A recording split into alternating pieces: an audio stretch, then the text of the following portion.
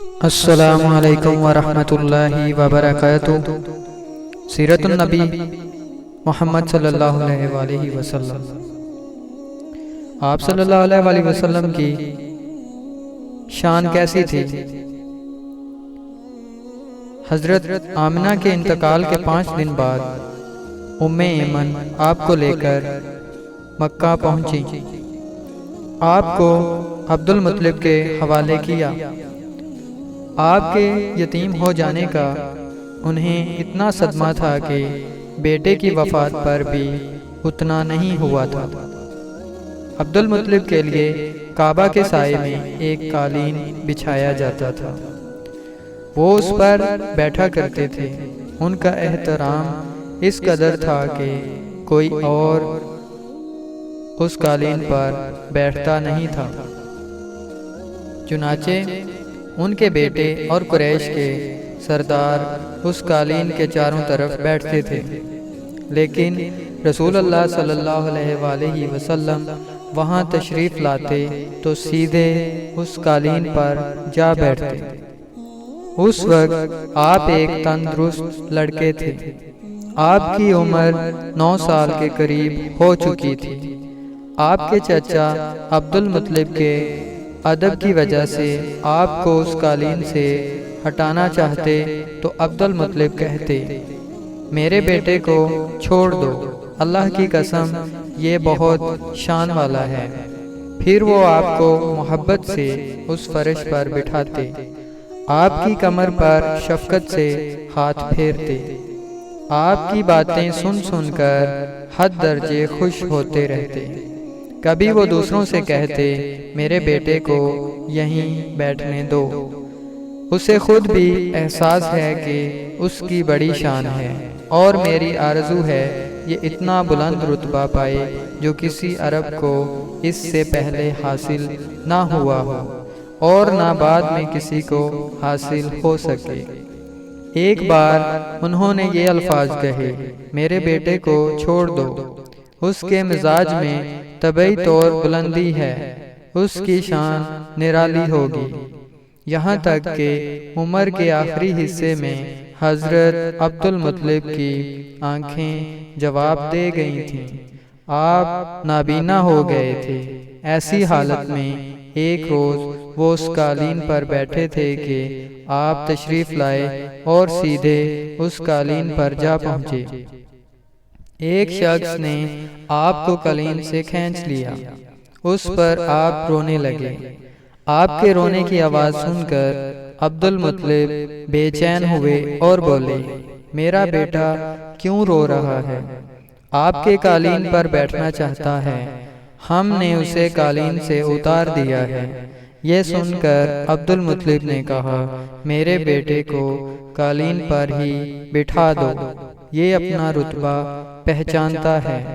میری دعا ہے کہ یہ اس رتبے کو پہنچے جو اس سے پہلے کسی عرب کو نہ ملا ہو، اس کے بعد کسی کو نہ ملے۔ اس کے بعد پھر کسی نے آپ کو قالین پر بیٹھنے سے نہیں روکا۔ کچھ لوگ حضرت عبد المطلب سے ملنے کے لیے آئے۔ ان کے پاس اس وقت آپ صلی اللہ علیہ وآلہ وسلم بھی تشریف فرما تھے۔ بنو مدلج کے لوگوں نے آپ کو دیکھا۔ یہ لوگ قیافہ شناس تھے، آدمی کا چہرہ دیکھ کر اس کے مستقبل کے بارے میں اندازے بیان کرتے تھے۔ انہوں نے عبد المطلب سے کہا، اس بچے کی حفاظت کریں، اس لیے کہ مقام ابراہیم پر جو حضرت ابراہیم علیہ السلام کے قدم کا نشان ہے، اس بچے کے پاؤں کا نشان بالکل اس نشان سے ملتا جلتا ہے۔ اس قدر مشابہت ہم نے کسی اور کے پاؤں کے نشان میں نہیں دیکھی۔ ہمارا خیال ہے یہ بچہ نرالی شان کا مالک ہوگا، اس لیے اس کی حفاظت کریں۔ مقام ابراہیم خانہ کعبہ میں وہ پتھر ہے جس پر حضرت ابراہیم علیہ السلام کعبہ کی تعمیر کے وقت کھڑے ہوئے تھے۔ معجزے کے طور پر اس پتھر پر ابراہیم علیہ السلام کے پیروں کے نشان پڑ گئے تھے۔ لوگ اس پتھر کی زیارت کرتے ہیں، یہی مقام ابراہیم ہے۔ چونکہ آپ حضرت ابراہیم علیہ السلام کی نسل سے ہیں، اس لیے ان کے پاؤں کی مشابہت آپ میں ہونا قدرتی بات تھی۔ ایک روز حضرت عبد المطلب خانہ کعبہ میں حجر اسود کے پاس بیٹھے ہوئے تھے۔ ایسے میں ان کے پاس نجران کے عیسائی آ گئے۔ ان میں ایک پادری بھی تھا۔ اس پادری نے عبد المطلب سے کہا، ہماری کتابوں میں ایک ایسے نبی کی علامات ہیں جو اسماعیل کی اولاد میں ہونا باقی ہے۔ یہ شہر اس کی جائے پیدائش ہوگا، اس کی یہ نشانیاں ہوں گی۔ ابھی یہ بات ہو رہی تھی کہ کوئی شخص آپ کو لے کر وہاں آ پہنچا۔ پادری کی نظر جو ہی آپ پر پڑی وہ چونک اٹھا۔ آپ کی آنکھوں، کمر اور پیروں کو دیکھ کر وہ چلا اٹھا، وہ نبی یہی ہیں، یہ تمہارے کیا لگتے ہیں؟ عبد المطلب بولے، یہ میرے بیٹے ہیں۔ اس پر وہ پادری بولا، او تب یہ وہ نہیں، اس لیے کہ ہماری کتابوں میں لکھا ہے کہ اس کے والد کا انتقال اس کی پیدائش سے پہلے ہو جائے گا۔ یہ سن کر عبد المطلب بولے، یہ دراصل میرا پوتا ہے، اس کے باپ کا انتقال اس وقت ہو گیا تھا جب یہ پیدا بھی نہیں ہوا تھا۔ اس پر پادری بولا، ہاں یہ بات ہوئی نا، آپ اس کی پوری طرح حفاظت کریں۔ عبد المطلب کی آپ سے محبت کا یہ عالم تھا کہ کھانا کھانے بیٹھتے تو کہتے، میرے بیٹے کو لے آؤ۔ آپ تشریف لاتے تو عبد المطلب آپ کو اپنے پاس بٹھاتے، آپ کو اپنے ساتھ کھلاتے۔ بہت زیادہ عمر والے ایک صحابی ہیدا بن معاویہ رضی اللہ تعالیٰ عنہ کہتے ہیں، میں ایک مرتبہ اسلام سے پہلے جاہلیت کے زمانے میں حج کے لیے مکہ معظمہ گیا۔ وہاں بیت اللہ کا طواف کر رہا تھا۔ میں نے ایک ایسے شخص کو دیکھا جو بہت بوڑھا اور بہت لمبے قد کا تھا۔ وہ بیت اللہ کا طواف کر رہا تھا اور کہہ رہا تھا، اے میرے پروردگار، میری سواری کو محمد کی طرف پھیر دیں اور اسے میرا دست و بازو بنا دیں۔ میں نے اس بوڑھے کو جب یہ شعر پڑھتے سنا تو لوگوں سے پوچھا، یہ کون ہے؟ لوگوں نے بتایا، یہ عبد المطلب بن ہاشم ہے۔ انہوں نے اپنے پوتے کو اپنے ایک اونٹ کی تلاش میں بھیجا ہے۔ وہ اونٹ گم ہو گیا ہے اور وہ پوتا ایسا ہے، جب بھی کسی گم شدہ چیز کی تلاش میں اسے بھیجا جاتا ہے تو وہ چیز لے کر ہی آتا ہے۔ پوتے سے پہلے یہ اپنے بیٹوں کو اس اونٹ کی تلاش میں بھیج چکے ہیں، لیکن وہ ناکام لوٹ آئے ہیں۔ اب چونکہ پوتے کو گئے ہوئے دیر ہو گئی ہے، اس لیے پریشان ہیں اور دعا مانگ رہے ہیں۔ تھوڑی ہی دیر گزری تھی کہ میں نے دیکھا کہ آپ صلی اللہ علیہ وآلہ وسلم اونٹ کو لیے تشریف لا رہے ہیں۔ عبد المطلب نے آپ کو دیکھ کر کہا، میرے بیٹے، میں تمہارے لیے اس قدر فکر مند ہو گیا تھا کہ شاید اس کا اثر کبھی میرے دل سے نہ جائے۔ عبد المطلب کی بیوی کا نام رقیہ بنت ابو سیفی تھا۔ وہ کہتی ہیں، قریش کئی سال سے سخت قحط سالی کا شکار تھے۔ بارشیں بالکل بند تھیں، سب لوگ پریشان تھے۔ اسی زمانے میں میں نے ایک خواب دیکھا۔ کوئی شخص خواب میں کہہ رہا تھا، اے قریش کے لوگوں، تم میں سے ایک نبی ظاہر ہونے والا ہے، اس کے ظہور کا وقت آ گیا ہے، اس کے ذریعے تمہیں زندگی ملے گی، یعنی خوب بارشیں ہوں گی، سرسبزی اور شادابی ہوگی۔ تم اپنے لوگوں میں سے ایک ایسا شخص تلاش کرو جو لمبے قد کا ہو، گورے رنگ کا ہو، اس کی پلکیں گھنی ہوں، بھویں اور آبرو ملے ہوئے ہوں۔ وہ شخص اپنی تمام اولاد کے ساتھ نکلے اور تم میں سے ہر خاندان کا ایک آدمی نکلے۔ سب پاک صاف ہوں اور خوشبو لگائیں۔ وہ حجر اسود کو بوسہ دیں، پھر سب جبل ابو قیس پر چڑھ جائیں۔ پھر وہ شخص جس کا حلیہ بتایا گیا ہے آگے بڑھے اور بارش کی دعا مانگے، اور تم سب آمین کہو تو بارش ہو جائے گی۔ صبح ہوئی تو رقیقہ نے اپنا یہ خواب قریش سے بیان کیا۔ انہوں نے ان نشانیوں کو تلاش کیا تو سب کی سب نشانیاں انہیں عبد المطلب میں مل گئیں۔ چنانچہ سب ان کے پاس جمع ہوئے، ہر خاندان سے ایک ایک آدمی آیا۔ ان سب نے شرائط پوری کی۔ اس کے بعد سب ابو قیس پہاڑ پر چڑھ گئے۔ ان میں نبی کریم صلی اللہ علیہ وآلہ وسلم بھی تھے۔ آپ اس وقت 9 عمر تھے۔ پھر عبد المطلب آگے بڑھے اور انہوں نے یوں دعا کی، اے اللہ، یہ سب تیرے غلام ہیں، تیرے غلاموں کی اولاد ہیں، تیری باندیاں ہیں اور تیری باندیوں کی اولاد ہیں۔ ہم پر جو برا وقت آ پڑا ہے تو دیکھ رہا ہے، ہم مسلسل قحط سالی کا شکار ہیں۔ اب اونٹ، گائیں، گھوڑے، خچر اور گدھے سب کچھ ختم ہو چکے ہیں اور جانوروں پر بن آئی ہے، اس لیے ہماری یہ خشک سالی ختم فرما دیں، ہمیں زندگی اور سرسبزی اور شادابی عطا فرما دیں۔ ابھی یہ دعا مانگ رہے ہی تھے کہ بارش شروع ہو گئی، وادیاں پانی سے بھر گئیں، لیکن اس بارش میں ایک بہت عجیب بات ہوئی۔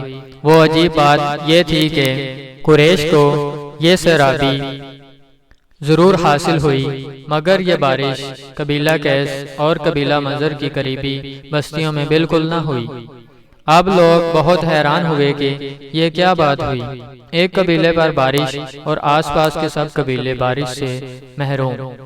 تمام قبیلوں کے سردار جمع ہوئے، اس سلسلے میں بات چیت شروع ہوئی۔ ایک سردار نے کہا، ہم زبردست قحط اور خشک سالی کا شکار ہیں، جبکہ قریش کو اللہ تعالیٰ نے بارش عطا کی ہے اور یہ عبد المطلب کی وجہ سے ہوا ہے، اس لیے ہم سب ان کے پاس چلتے ہیں، اگر وہ ہمارے لیے دعا کر دیں تو شاید اللہ ہمیں بھی بارش دے دے۔ یہ مشورہ سب کو پسند آیا، چنانچہ یہ لوگ مکہ معظمہ میں آئے اور عبد المطلب سے ملے، انہیں سلام کیا، پھر ان سے کہا، اے عبد المطلب، ہم کئی سال سے خشک سالی کے شکار میں ہیں، ہمیں آپ کی برکت کے بارے میں معلوم ہوا ہے، اس لیے مہربانی فرما کر آپ ہمارے لیے بھی دعا کریں۔ اس لیے اللہ نے آپ کی دعا سے قریش کو بارش عطا کی ہے۔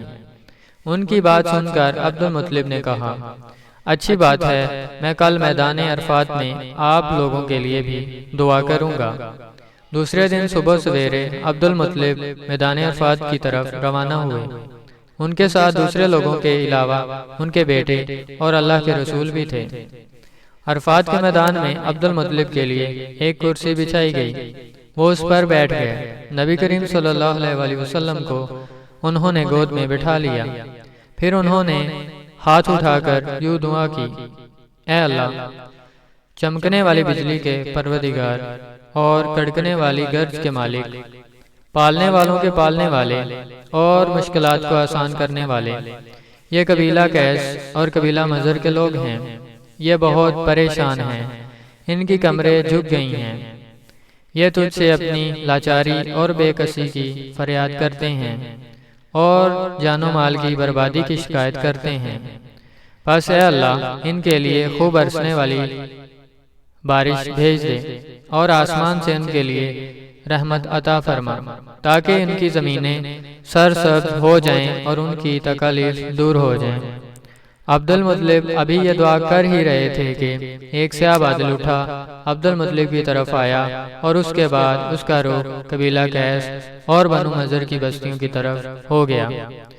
یہ دیکھ کر عبد المطلب نے کہا، اے گروہ قریش اور مضر، جاؤ، تمہیں سرابی حاصل ہوگی۔ چنانچہ یہ لوگ جب اپنی بستیوں میں پہنچے تو وہاں بارش شروع ہو چکی تھی۔ آپ 7 سال کے ہو چکے تھے کہ آپ کی آنکھیں دکھنے کو آ گئیں۔ مکہ میں آنکھوں کا علاج کرایا گیا لیکن افاقہ نہ ہوا۔ عبد المطلب سے کسی نے کہا، عکاظ کے بازار میں ایک راہب رہتا ہے، وہ آنکھوں کی تکالیف کا علاج کرتا ہے۔ عبد المطلب آپ کو اس کے پاس لے گئے، اس کی عبادت گاہ کا دروازہ بند تھا، انہوں نے اسے آواز دی، راہب نے کوئی جواب نہ دیا۔ اچانک عبادت گاہ میں شدید زلزلہ آیا، راہب ڈر گیا کہ کہیں عبادت خانہ اس کے اوپر نہ گر پڑے، اس لیے ایک دم باہر نکل آیا۔ اب اس نے آپ کو دیکھا تو چونک اٹھا، اس نے کہا، اے عبد المطلب، یہ لڑکا اس امت کا نبی ہے، اگر میں باہر نہ نکل آتا تو یہ عبادت گاہ ضرور مجھ پر گر پڑتی، اس لڑکے کو فوراً واپس لے جاؤ اور اس کی حفاظت کرو۔ کہیں یہودیوں یا عیسائیوں میں سے کوئی اسے قتل نہ کر دے۔ پھر اس نے کہا، اور رہی بات ان کی آنکھوں کی، تو آنکھوں کی دعا تو خود ان کے پاس موجود ہے۔ عبد المطلب یہ سن کر حیران ہوئے اور بولے، ان کے اپنے پاس ہے، میں سمجھا نہیں۔ ہاں، ان کا لعاب دہن ان کی آنکھوں میں لگائیں۔ انہوں نے ایسا ہی کیا، آنکھیں فوراً ٹھیک ہو گئیں۔ پرانی آسمانی کتابوں میں آپ کی بہت سی نشانیاں لکھی ہوئی تھیں، اس کی تفصیل بہت دلچسپ ہے۔ یمن میں ایک قبیلہ حمیر تھا، وہاں ایک شخص سیف بن یزن تھا، وہ سیف حمیری کہلاتا تھا۔ کسی زمانے میں اس کے باپ دادا اس ملک پر حکومت کرتے تھے، لیکن پھر حبشیوں نے یمن پر حملہ کیا اور اس پر قبضہ کر لیا۔ وہاں حبشیوں کی حکومت ہو گئی۔ 70 سال تک یمن حبشیوں کے قبضے میں رہا۔ اگر آپ کو ہماری یہ ویڈیو پسند آئی ہے تو اس کو لائک کریں، شیئر کریں اور کمنٹ میں اپنی رائے کا اظہار ضرور کریں، اور اگر اسی طرح کی ویڈیوز آپ مزید دیکھنا چاہتے ہیں تو ہمارے چینل کو سبسکرائب ضرور کریں۔